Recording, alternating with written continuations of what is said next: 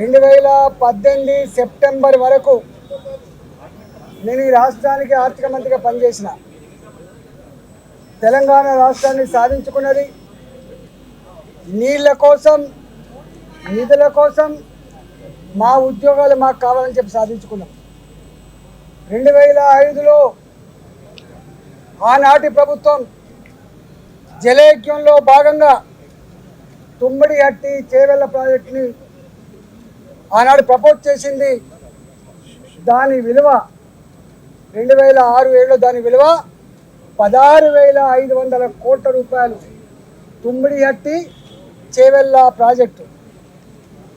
ఆ తదుపరి 4-5 సంవత్సరాల తర్వాత మళ్ళీ అదే ప్రాజెక్టు 38,000 కోట్ల రూపాయలకు పెంచిండ్రు.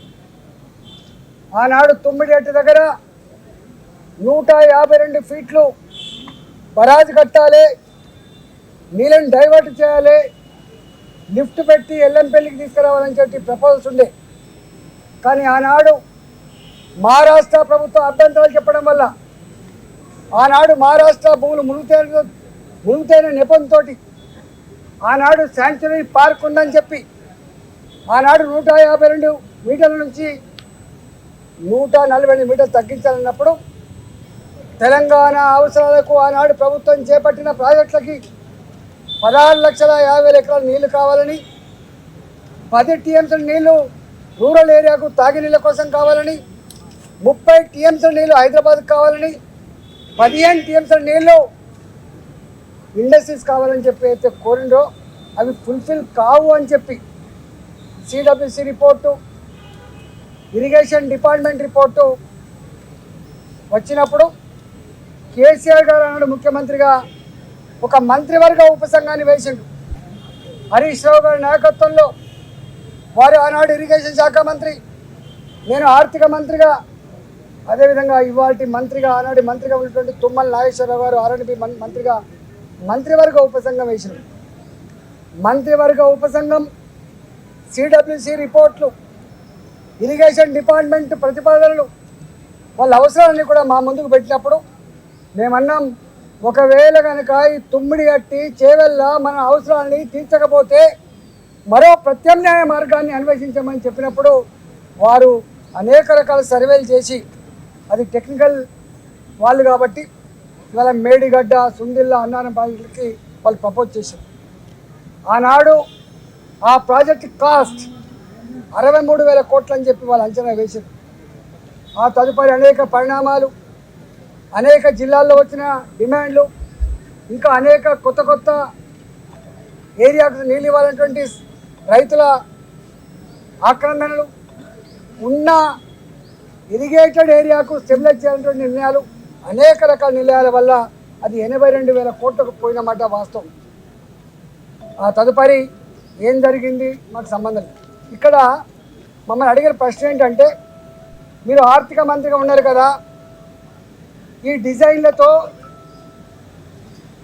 ఈ కన్స్ట్రక్షన్తో, ఈ టెక్నికల్ ఆస్పెక్ట్తో మీకు సంబంధం ఉందా అని చెప్పి అడిగిండు. మాకు ఏమీ సంబంధం ఉండదు. రెండవ ప్రశ్న, వాళ్ళని కాళేశ్వరం స్పెషల్ పర్పస్ వెహికల్ అయితే పెట్టిందో, కాళేశ్వరం ఇరిగేషన్ ప్రాజెక్టు కోసం ఒక కార్పొరేషన్ పెట్టిందో, ఆ కార్పొరేషన్ రుణాల మీద మీకైనా అధికారం ఉందని అడిగిండ్రు. కానీ కార్పొరేషన్ మీద ఆర్థిక డిపార్ట్మెంట్కి, ఆర్థిక మంత్రికి ఏం సంబంధం లేదు. వాళ్ళు ఆనాడు ప్రాజెక్ట్ రిపోర్టు బ్యాంకులో సబ్మిట్ చేసిండ్రు, డబ్బులు తెచ్చుకున్నారు, వాళ్ళే ఖర్చు పెట్టుకుని తప్ప మాకు సంబంధం లేదు. అసలు ఒక్క మాటలో చెప్పాలంటే ఇరిగేషన్ డిపార్ట్మెంట్కు తోడుగా, అనుబంధంగా వాళ్ళ దగ్గరనే ఒక అకౌంట్ డిపార్ట్మెంట్ ఉంటుంది, దానికి ఒక ఆడిట్ డిపార్ట్మెంట్ కూడా ఉంటుంది. ఆ బిల్లులు మంచా చెడా, పనులు అయినాయా కాలేదా, క్వాంటిటీ ఉందా లేదా, క్వాలిటీ ఉందా లేదా, ఇవన్నీ చెక్ చేసుకోవాల్సింది ఆ ఇరిగేషన్ డిపార్ట్మెంట్ నుండి వాళ్ళ అకౌంట్ సెక్షన్, ఆ తదుపరి ఆడిట్ సెక్షన్ మా దగ్గరికి వస్తుంది. కాళేశ్వరం కార్పొరేషన్ కింద ఏ డబ్బులైతే ఉండనో వాళ్ళే నేరుగా పే చేసుకునే మాకు సంబంధం లేదు. బడ్జెట్ అలొకేటెడ్ డబ్బు అయితే ఉందో మా దగ్గర అలొకేటెడ్ డబ్బు ఉంటే తప్పకుండా దాని ప్రకారం బిల్లు పే చేస్తాం తప్ప దాని వాల్యూస్తో కానీ వాటితో మాకేం సంబంధం లేదని చెప్పి కరాఖండిగా చెప్పడం జరిగింది. కానీ ఇవాళ ఎంత దుర్మార్గులు అంటే ఈ ఈటల రాజేంద్ర గారు పిలుస్తాడు. ఏం పిలుస్తావు? ఏం పిలిచినా ఏముంటుంది? మా బతుకు చాలా ట్రాన్స్పరెంట్గా, మేము ఎథిక్స్ కోసం బతికిన వాళ్ళం, ప్రజల కోసం బతికిన వాళ్ళం. కంత మీద తుపాకీ పెట్టినా కూడా గదే మాట మాట్లాడలేదు తప్ప ఇంకోటి మాట మాట్లాడుతుంది కాదు. ఇవాళ పిచ్చి కూతలు, కారు కూతలు, ఇలా కుక్కలు లెక్క ఎగబడ్డే మాటలు చూస్తూ ఉంటే బాధ అనిపిస్తూ ఉంది.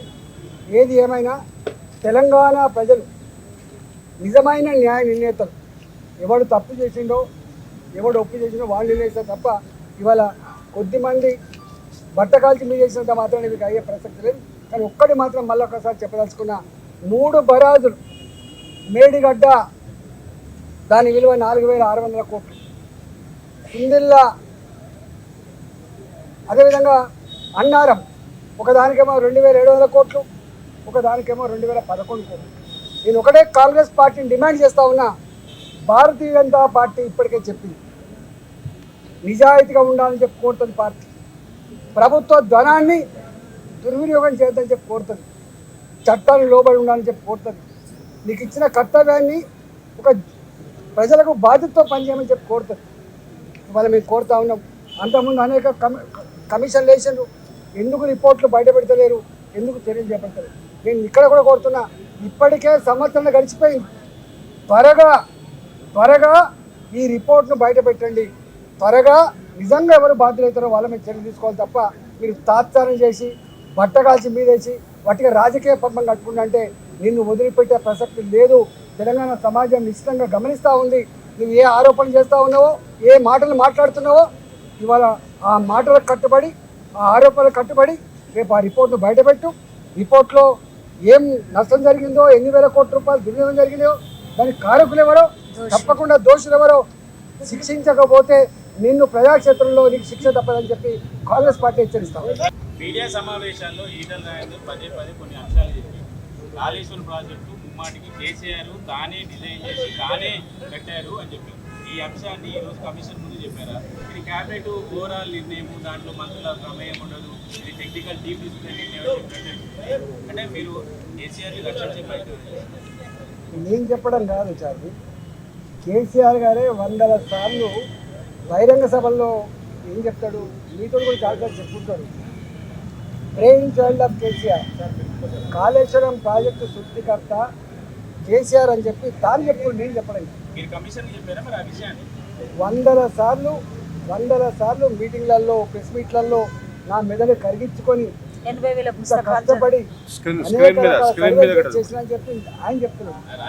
కానీ ఒక్కటి వెళ్ళినప్పుడు మాత్రము ఇది కేబినెట్ నిర్ణయము, టెక్నికల్ నిర్ణయము, టెక్నికల్ స్టాఫ్ తీసుకుంటుంది, మాకు రాజకీయ నాయకులకు సంబంధం లేదంటే ఒక రకంగా మీరు కేసీఆర్ని బయటపడే ప్రయత్నమే కదా. మీకు తప్పుడు అర్థమవుతుంది. నేను ఆలోచన తక్కువ చేస్తుంది. నేను అన్న మాట ఏంటంటే, ఆలోచన ప్రాజెక్ట్ కట్టాలనే ఆలోచన ప్రభుత్వం తీసుకున్నది. టెక్నికల్ కమిటీ తుమ్మిడిహట్టి దగ్గర కట్టొద్దని చెప్పింది. దానికి నిర్ణయం తీసుకునే వ్యక్తి మొట్టమొదటిగా కేసీఆర్ ఈ బాస్, మొత్తం క్యాబినెట్ బాస్ కేసీఆర్, రాష్ట్ర ముఖ్యమంత్రి కేసీఆర్. దానికోసం కమిటీ వేసిండు. కానీ అంతిమంగా నిర్ణయం అమలయ్యేది నా బ్రెయిన్ చైల్డ్ కాబట్టి అమలు చేస్తా అని చెప్తే ఒక్కడిదే అమలు చేస్తాయి కాదు. దాని క్యాబినెట్ మొత్తం ఆమోదిస్తే మాత్రమే అది కన్స్ట్రక్షన్ అవుతుంది తప్ప ఒక కేసీఆర్ ఆమోదించిన పద్ధతి ఉండదు. ప్రాజెక్టు డిజైన్ చేశాడు, కేసీఆర్ కట్టాడని మీడియా సమావేశంలో మీరు చెప్పారు. ఇదే విషయాన్ని కమిషన్ కి చెప్పారా? అక్కడ మాత్రం టెక్నికల్ టీం చూసుకుంటుంది, మాకు సంబంధం లేదని స్టేట్మెంట్ చేశారు. ఎక్కడ కట్టాలి, ఎట్లా కట్టాలి, దాని క్వాలిటీ ఏంటి, దాని క్వాంటిటీ ఏంటి, దాని డెప్త్ ఎంత, అవన్నీ మాకు సంబంధం ఉండాలి. ఫైనాన్స్ డిపార్ట్మెంట్ సంబంధించిన మంత్రిని, అదంతా ఇరిగేషన్ డిపార్ట్మెంట్ వాళ్ళు చేయాల్సిన పని. బీజేపీ పార్టీలో చేరిన తర్వాత చేసిన స్టేట్మెంట్ ఏంటంటే, కాళేశ్వరం దగ్గర నుండి చూసినా అంత కేసీఆర్ చేశాడు, కేసీఆర్ కట్టాడు, ఇంజనీర్లు లేరు, ఏం లేరు అని చెప్పారు. తప్పు. ఇది ఆలోచన దాని ఇంప్లిమెంటేషన్ దాని దగ్గర నుండి మొత్తంగా చూసుకున్నాడు చెప్పి కేసీఆర్ చెప్పి నేను చెప్తానండి బాబు. నేను అనేది కేసీఆర్ ఇదే చెప్పండి విషయాన్ని బాబు. కేసీఆర్ మీరు మీడియా చెప్పండి. సమావేశం సమాధానానికి గోసు ఎలాంటి రియాక్షన్ ఇచ్చారు? సంతృప్తి చెందారా లేకపోతే మళ్ళీ రమ్మని ఏమైనా కోరారా? నేను అనుకుంటా నన్ను అడిగిన ప్రశ్నలన్నీ కూడా మీడియా మిత్రుల సమక్షంలో అడిగిన ప్రశ్నలు కదా. ఓపెన్ గా మీడియా మిత్రులు అడిగిన సమస్యలకు కదా నేను థ్యాంక్స్ చెప్పిన, వారు కూడా థ్యాంక్స్ చెప్పిండు. మీ అంతా చూసింది కదా. నన్ను అడిగిన మొత్తం ప్రశ్నలు 4 గోడల మధ్య మా ఇద్దరి మధ్య జరిగిన సంభాషణ కాదు. నన్ను అడిగిన మొత్తం ప్రశ్నలు మీ అందరి సమక్షంలో అడిగిన ప్రశ్నలు నేను ఎట్లా సమాధానం చెప్పిందో చూసింది మీరు. తడబడడం కానీ నీళ్ళు నమ్మడం కానీ ఒక విషయం చెప్పండి. కాళేశ్వరంలో అవకతవకలు జరిగాయా లేదా? కాళేశ్వరంలో అవకతవకలు జరిగాయా లేవా? నీ దృష్టికి ఏమైనా వచ్చాయా? నేను ఏమంటున్నా, ఘోష్ గారి కమిటీ ఈ అనేక వందల మంది ఇంజనీర్లతో వాళ్ళు సమావేశమైంది. వాళ్ళు మొత్తం తీసుకుంటారు.